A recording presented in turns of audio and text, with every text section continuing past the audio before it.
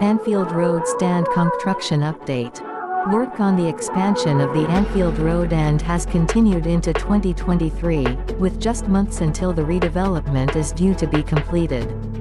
The expansion, which is in line to cost at least £80 million and add a further 7,000 seats to the stadium's capacity, is still planned to be completed in time for next season.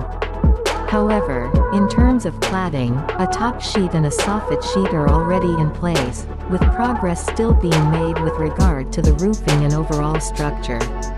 Liverpool plan to remove the existing Anfield Road Stand roof immediately following the final home game of the season in May. Liverpool FC's Anfield Road extension is just over the halfway mark, with the redevelopment on course to bring the capacity of the Reds Stadium up to 61,000. Work is being carried out at Anfield Stadium, on the upper tier of the famous Anfield Road Stand, with the lower level remaining unchanged. The Anfield Road Stand expansion is the third major building project undertaken by LFC in recent years, following the rebuilding of the main stand just over 6 years ago, and the opening of the AXA Training Centre in Kirkby in November 2020.